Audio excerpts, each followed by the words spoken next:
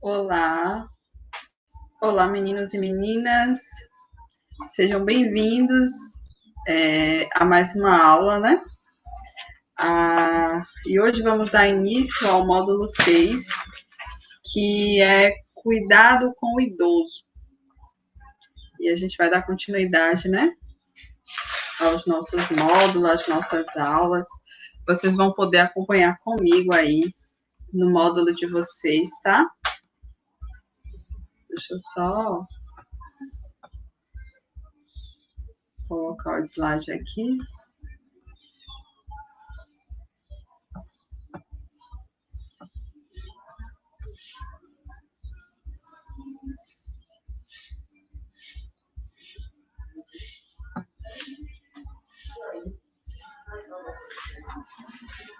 Prontinho.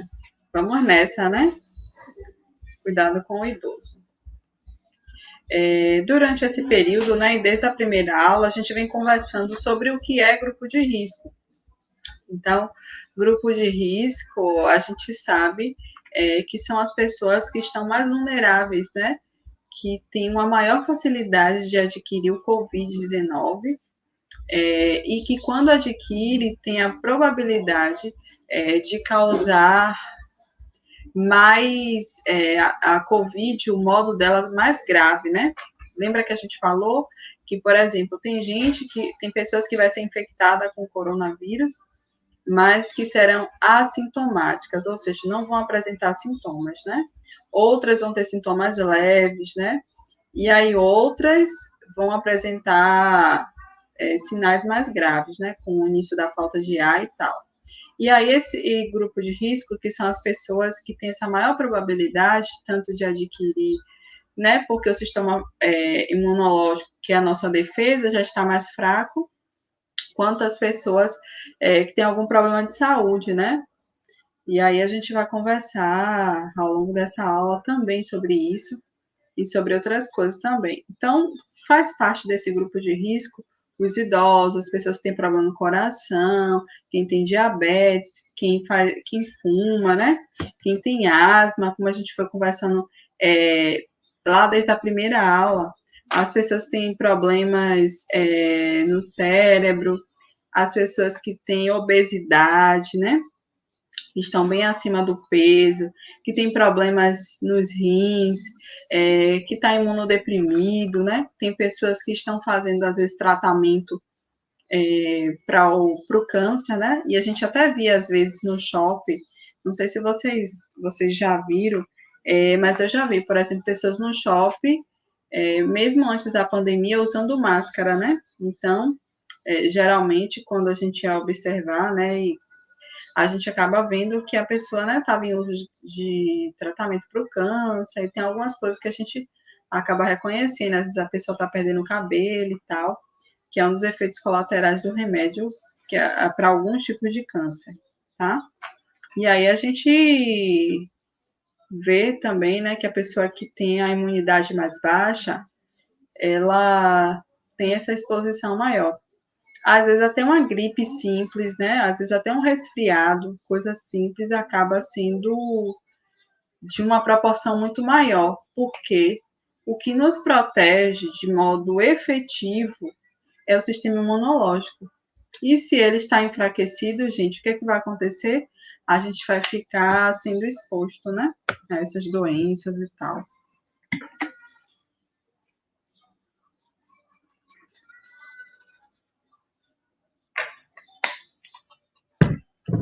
E por que esse idoso ele faz parte do grupo de risco? Primeiro, esse idoso ele é extremamente frágil. Tá vendo essa imagenzinha que eu coloquei aí? Pois é, ele é extremamente frágil. Por que extremamente frágil? Porque o corpo do idoso já está completamente mudado, né? O sistema imunológico dele costuma ser deficiente por conta da idade. Em alguns momentos eu já falei para vocês que quando o idoso ele, né, ali vai passando os seus dias, vai substituindo todo o tecido, toda a estrutura do corpo.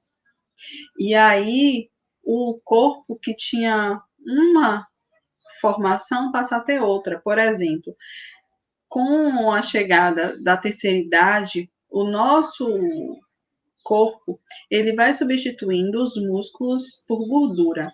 Se vocês pegarem, né, no corpo assim do idoso, vocês vão perceber que tem mais gordura do que músculo, não é isso? Então, tudo isso está relacionado com a imunidade. Tudo isso está relacionado com a imunidade. Por que está relacionado com a imunidade? Porque a imunidade, né, que a gente vai adquirindo ao longo do período, a gente precisa, de fato, ter uma boa estrutura. Por isso que é importante a gente, não só quando chegar lá na terceira idade, manter a alimentação boa, atividade física, mas antes disso também. Porque nós somos, né, a gente vai ser um idoso que a gente vai moldar ao longo da nossa vida. O que isso quer dizer? Por exemplo, o amanhã é o resultado do que eu faço hoje. Se eu sou uma pessoa que não me alimento bem, que não faço atividade física, né, que não cuido de mim, eu possivelmente vou ser uma pessoa que vou ter uma velhice cheia de problemas de saúde, né? Então, assim, é muito importante a gente prevenir para não causar aquele mal. Então, tem muitas doenças, diabetes, pressão alta, vários tipos de doenças que podem ser evitados através do nosso estilo de vida. E a gente precisa ter cuidado com isso, a gente precisa se preocupar, né, com tudo isso, porque senão a gente vai ser um idoso doente. E é muito importante manter uma alimentação saudável, frutas, verduras, legumes, né? E não é caro manter uma alimentação assim, gente, tá? Eu observo, né, por exemplo, que às vezes dá para comprar, até no Luso mesmo, quem conhece o Luso, eles botam nos vasilhames transparentes batata, né, R$ 2. Chega ali aqueles montes de tangerina, R$ 2, né? Então, às vezes, se você vai comprar pão, eu acho que R$ 1 de pão dá 3 pães, né? Acho que no máximo 4 pães, que come ali rapidinho e já foi. Se a pessoa come batata, a empim, o quilo de aipim é R$ 2, né? E aí, às vezes, tem 3 quilos por 5. Então, é isso. Tem que saber se cuidar, porque naturalmente o processo normal do envelhecimento já faz isso. Porque essa mudança da estrutura, da substituição de músculo por gordura, é natural do corpo. Claro que a gente pode fazer coisas para evitar. E até um vídeo, né, que tem, mostra, por exemplo, um idoso que tem, se não me engano, 102 anos e ele ainda faz atividade física. Ele não tem pressão alta, não tem diabetes, né? Tem outra idosa que tem 61 anos e ela é cheia de músculo ainda porque ela mantém uma alimentação boa, faz exercício, entendeu? Então, é possível envelhecer de modo saudável. Velhice não é sinônimo de doença, né? E tem muitos idosos que, infelizmente, nos dias atuais estão, né, doentes e tal, mas a gente pode mudar essa nossa realidade, a gente pode mudar essa nossa história, tá? E mesmo com as vacinas tomadas já na juventude, essas vacinas não são tão eficazes. E isso também afeta os anticorpos. Por quê? Qual é a fase que a gente toma mais vacina? É na infância, né? Tem outras vacinas que a gente toma quando está na adolescência, não é isso? E as outras são mais campanhas, né? Que a gente acaba repetindo.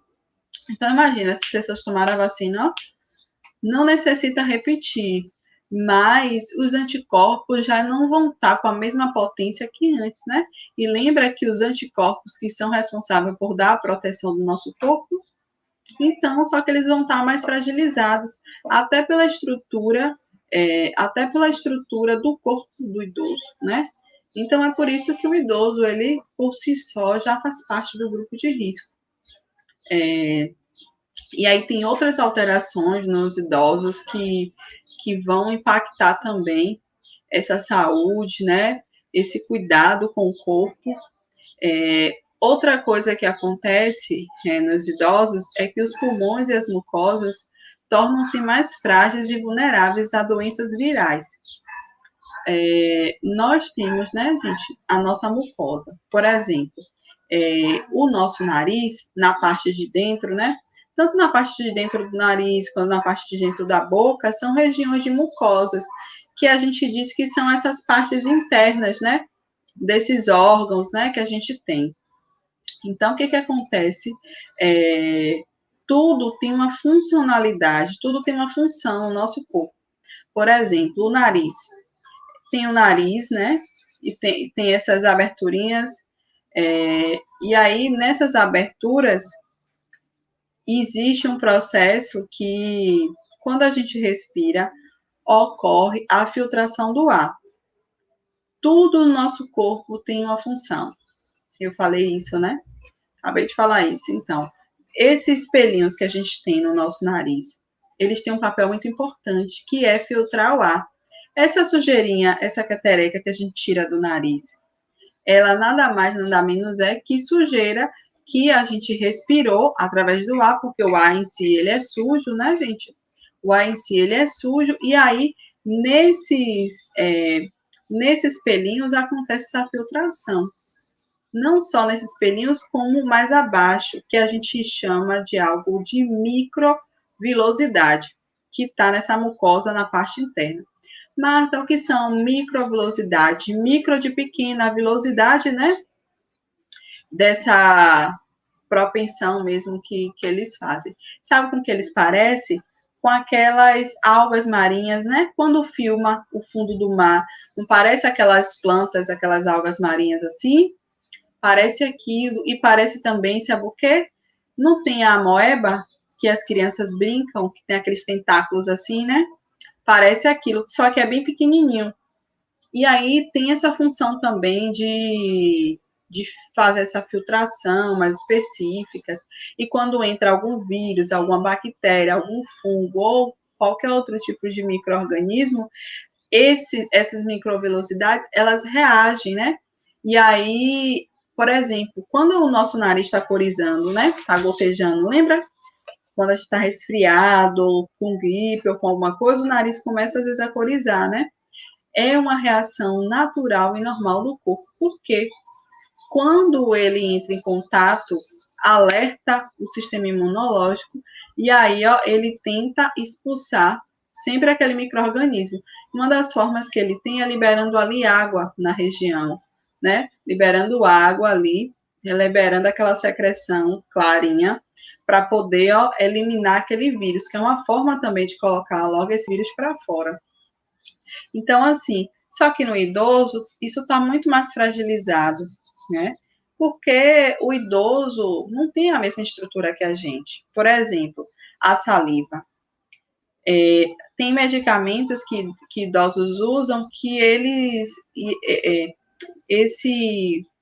essa saliva, ela fica mais ressecada, a pessoa não tem a mesma quantidade. E aí, só falando aqui da questão, né, desse processo do nariz, vocês verem o quanto que isso interfere, porque se essas microvilosidades que eu falei, que são esses pequenos tentáculozinhos que tem essa função lá de também de dar ainda dar continuidade nesse processo de filtração e de expulsão desses vírus e dessas bactérias, se está mais fragilizado, acaba interferindo, né? E acaba expondo mais o idoso. Então, acaba sendo muito complicado isso. Os pulmões já estão mais frágeis, né? E aí tem uma coisa também, gente, que aqui no abdômen, na barriga, se os músculos não tiverem tão ativos, os músculos também da barriga, desse abdômen, também são importantes para a respiração. E aí os pulmões já estão mais fragilizados, né? Aí as pessoas, muitos idosos não conseguem respirar direito, se for muito obeso também, se fizer uso de cigarro, né? O cigarro, ele destrói o pulmão.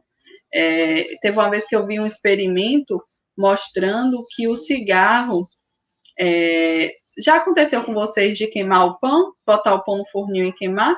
Comigo já aconteceu. O pão fica preto, né? Tem pulmão que é assim. A cor, a intensidade do preto no pulmão vai depender dos anos que a pessoa fumou ou fuma, entendeu? Então, assim, tem isso, né?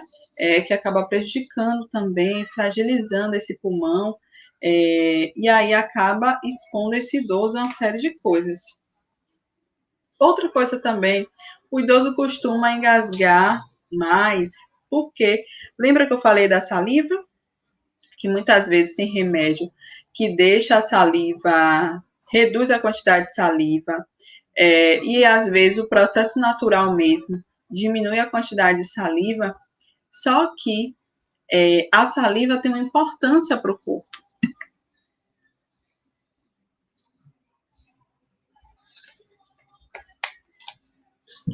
Por que tem importância para o corpo? Porque é na boca que começa o processo de digestão.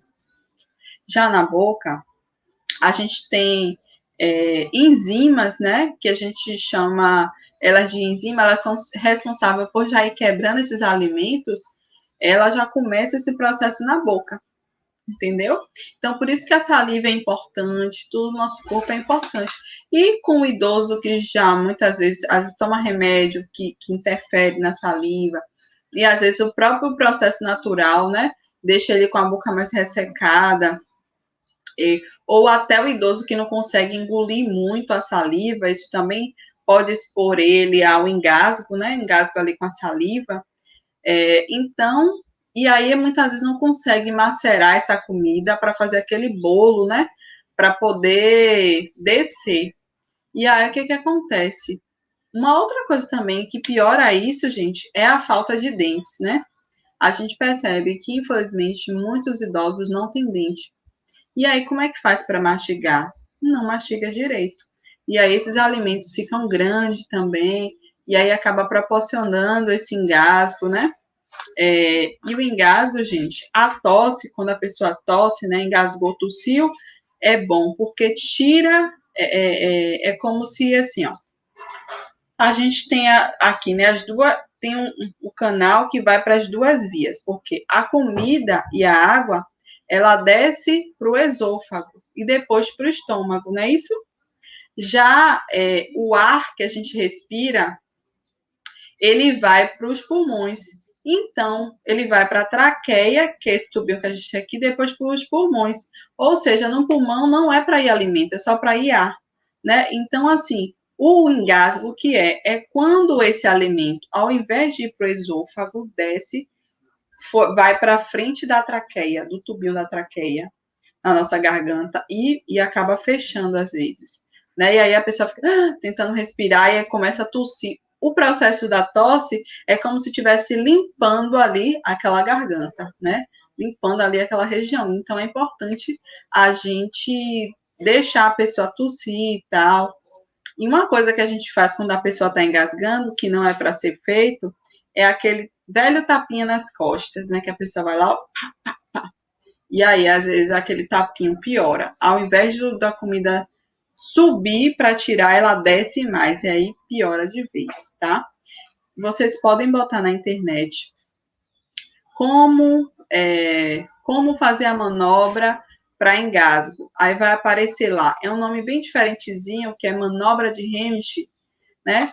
Mas vocês podem dar uma olhada, porque isso salva vidas, né? A gente pega o polegar, bota aqui no umbigo e faz tipo um J, né? Subindo aqui. Isso tem todo um processo, né? Para fazer e tal. Mas aí vocês podem botar na internet, dar uma olhada, né? Porque conhecimento é, tipo, tudo na vida, né? Conhecimento é algo incrível que a gente pode ter acesso a esse conhecimento e melhorar não só a nossa vida, como a vida de outras pessoas também, não é isso? Então, é muito importante a gente ter esse olhar e ter essa experiência, não é isso? Outra coisa também, gente, com isso, acaba que, às vezes, esse engasgo, né, vai ali para o pulmão e a gente chama isso de aspirar, né, de ir para o pulmão. E o que acontece? Causa pneumonia, às vezes precisa entubar, porque, como eu falei para vocês, não é para ir comida para o pulmão. E se aí acontece alguma coisa ali, que a comida vai para o pulmão, a pessoa tem que ir para o hospital, né? Aí às vezes precisa entubar, tomar antibiótico, todo aquele processo. E como o idoso já está todo fragilizado, acaba que é muito complicado, né? A pessoa que está ali, de fato, já sendo idoso, né? E passar por tudo isso. Então a gente tem que estar de olho, né? A gente que convive com idoso, né? Que às vezes cuida de idoso. No nosso curso temos muitas alunas, né? Que são cuidadoras de idosos. Então é importante a gente ter esse olhar. Uma outra coisa também que expõe os idosos é porque eles acabam levando muito mais a mão à boca. Então, isso aumenta o risco de contágio de todas as doenças, né? Tem idoso mesmo que tem prótese, né? Que é chamada de chapa. Aí pega de qualquer jeito, bota na boca, depois mete ele naqueles copos. Meu Deus, é um processo, né? É toda uma situação. Então, tem que ter o máximo de cuidado, assim, orientar bem como esses idosos devem fazer, como eles devem se cuidar, né?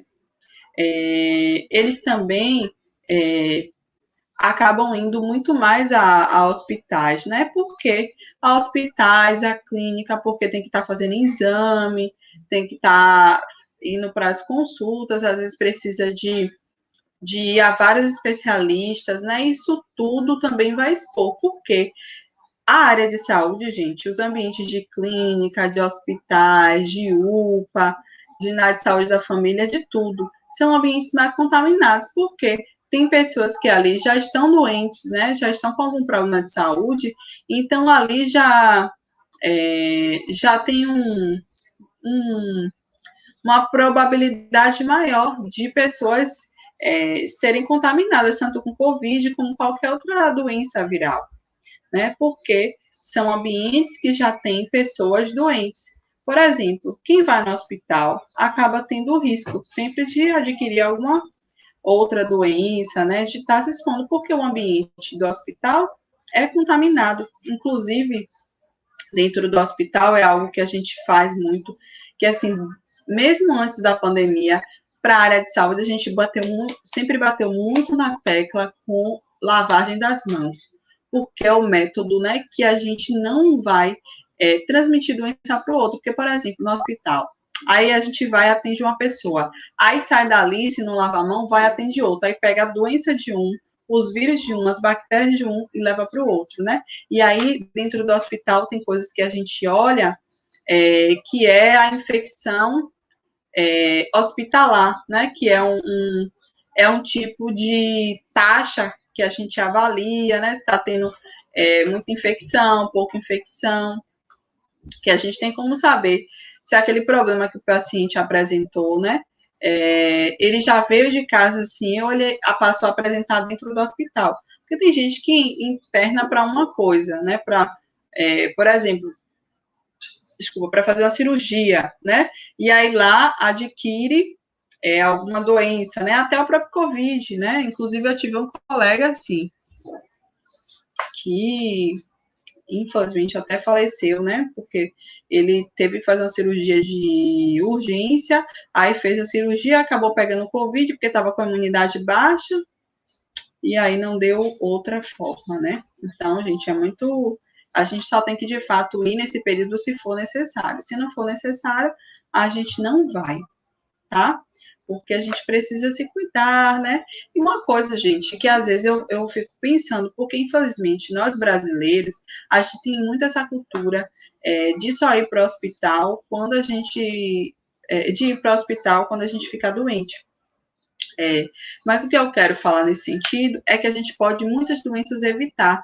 Só que às vezes a gente vai levando a nossa vida dando aquele jeitinho brasileiro, empurrando com a barriga, come de tudo, come muito, ganha peso, né? Faz isso, faz aquilo, come muito sal, come muito açúcar, come muito tudo. E aí, ó, fica obeso, aí adquire um monte de problema, porque, ó, quando a pessoa tem pressão alta, quando a pessoa tem diabetes, começa às vezes, se não cuidar, tanto a pressão alta, ela dá problema no coração, né? Diabetes dá problema nas veias, né? Dá uma série de problemas. Então, assim, quando você tem um problema de saúde, a tendência é ir ramificando para outros, se a pessoa não cuida.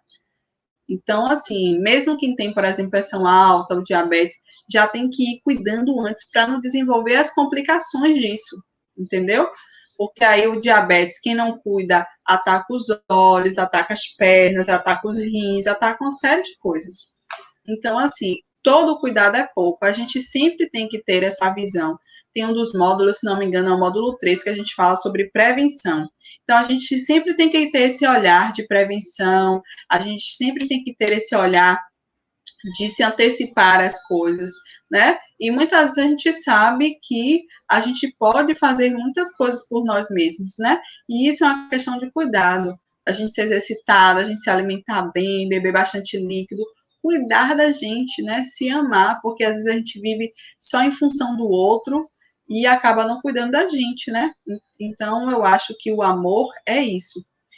Eu preciso amar o outro da mesma forma que eu me amo. Então, se eu cuido do outro, se eu faço pelo outro, eu tenho que fazer por mim também. Ter esse olhar de amor por mim, ter esse cuidado com o meu corpo. Então, é muito importante, espero que vocês possam refletir sobre isso, tá? Que vocês possam ter esse cuidado com vocês, com o corpo de vocês, com a vida de vocês, com o estilo de vida, para que vocês não venham adquirir nem o Covid, nem outras doenças, né? E eu vejo, por exemplo, o Covid tem muito relação com imunidade. Quando a imunidade está boa, ó, beleza. Eu mesmo, durante todo esse tempo trabalhando em área hospitalar, todos os testes que eu fiz deram negativo. Por quê? Eu sempre fui uma pessoa que dormi bem, me alimentei bem, né? Sempre me exercitei, sempre cuidei do meu corpo. Então, eu percebo claramente, assim, que toda essa relação do Covid tem muito a ver com a imunidade da pessoa. Tá bom? Ó, gente, eu vou... Nessa aula, a gente tem... Essa é a primeira parte, né? A parte 1. Vocês vão ter acesso à parte 2 e a gente vai mandar alguns vídeos para vocês, os vídeo falando sobre o que é imunidade, né? Outros vídeos para vocês darem uma olhada e complementar, né? Esse conhecimento que a gente teve aqui, tá bom? Um beijo para vocês e até a próxima aula.